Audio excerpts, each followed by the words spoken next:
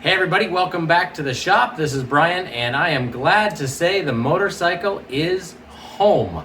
That's right, the 2021 recalls are both done on my motorcycle, my 2020 Yamaha. Let's take a look. Well, as you can see, there she sits, the 2020 Yamaha FJR. That is my motorcycle, and I am so glad to have her back in the shop. I gotta tell you, the guys out at Surdyke Yamaha in Lake of the Ozarks area, Osage Beach of Missouri, did a fabulous job. And not only did they obviously get the job done for me ahead of schedule, I was told 8 weeks or more, and it was done in 4. But on top of that, I gotta say, their customer service was phenomenal. And I wanna tell you a little bit of a story.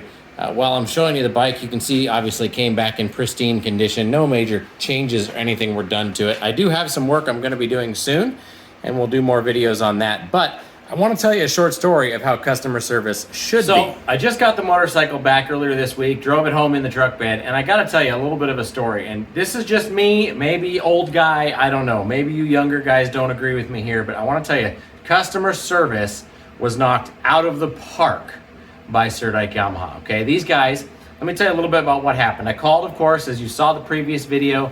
I found my local dealer that had a gold certified Yamaha technician. I got on their calendar to bring them their motorcycle, and I got on their calendar for when my motorcycle would arrive, when I was planning to trailer it to them. So I got them the bike. Well, when I arrived, it had been a week and a half since I shot that video, except for the loading and driving, obviously, but it had been a week and a half, and I had no contact besides the last email that said, "Great, we'll see you on that particular Friday."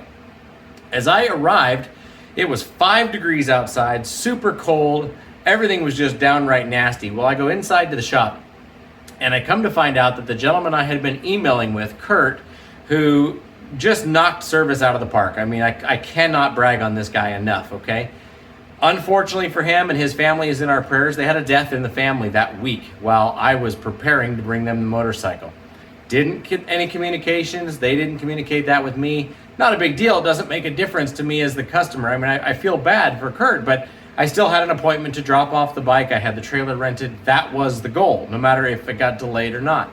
Well, when I showed up, not only did the guy covering the service department, who was the parts guy, know all about my motorcycle coming in, knew all about my VIN number, but Kurt had already printed up all of the paperwork, got my parts on order based on my VIN number a week before I took him the motorcycle. So they weren't gonna do that, but he did it anyway for me because he knew I was coming in, and let them know what was happening. On top of that, when I showed up, they came outside in the cold, bundled up, helped me get that bike unloaded as quick as possible and into their shop so that we could all be on our way. But that was the first amazing part. Obviously, great handling of me as the customer. I absolutely loved that I showed up, and even though there was a tragic loss and an emergency, they still were prepared to serve the customer. Knocked that out of the park. So then I go to pick up the motorcycle, finally get to meet Kurt, and of course I'm bragging about him and just how wonderful it was. And I told him that. But I want to tell you, when I picked up the motorcycle, I didn't take the trailer. I only took my truck, and after talking with them via email, I knew it would fit in the bed of the truck. And so I said, can you guys lend me a hand loading the motorcycle when we get there? Now I'm expecting they're gonna help me get it up the ramps and into the bed, and then they're gonna say, great, have a nice day. No way, not at Surdyke. These guys were awesome. They had 2 guys out there with me. We got it up, we got it into the truck. They stabilized it while I ratchet strapped it down. They checked stability, they agreed everything was good. We were ready to roll. And then finally, when my truck was started and I was ready to drive away, they went back inside. I know it's just a little thing, and a lot of people go, well, so what? They stuck around. But you know what? I've been so many places that literally, here's your key, your service is done, have a nice day, and they don't want anything to do with you. So Surdyke Yamaha, if you see this, you guys rocked it out of the park. I don't live in your area, or I would be there all the time for any needs I had for my motorcycle, any ATVs, or anything else we get down the line. If you're in that area in Lake of the Ozarks of Missouri, I highly, highly recommend those guys. Okay? Now, the second part of this video that I'm super excited about. That box right there and that helmet. Let me change the camera angle and I'll show you what I mean. All right, so looking at the bench, I've got more projects laid out. And of course my shop's full of projects. But a couple of months ago, I picked up from a friend who shipped this out to me from Arizona, a used Shoei X11 one-piece helmet, full face. This is not my usual modular helmet. Now, the reason I did this is twofold. Number one, I wanted to see if a full face helmet is quieter than a modular helmet. So I got this one for a great deal.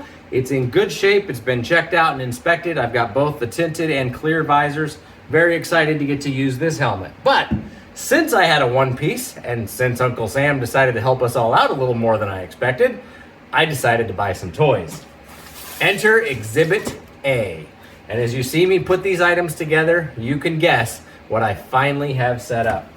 We'll start off on the top with a curved side aluminum mount. Mount for what? We'll get there. Work our way down. Next box. Oh, that might be a giveaway. Media mod for the one and only GoPro Hero 9. No, if you've watched all my videos, you know I do not have a GoPro yet. Next up, Purple Panda, one of the best audio microphones out there for using with that media mod. Work our way down. Remote start for the GoPro Hero 9.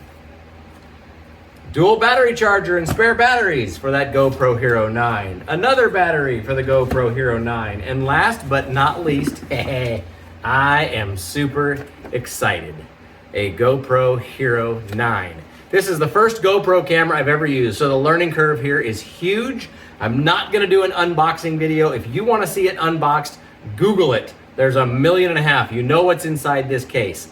I've got the batteries charging, and a future video will be how I'm setting up my vlog setup on this helmet so that I can start do some riding videos with you guys and share the ride with you. All right? I look forward to that. We'll see you in future videos. Don't forget to hit the subscribe, like this video if it helped you out, and God bless everybody. Have a great day.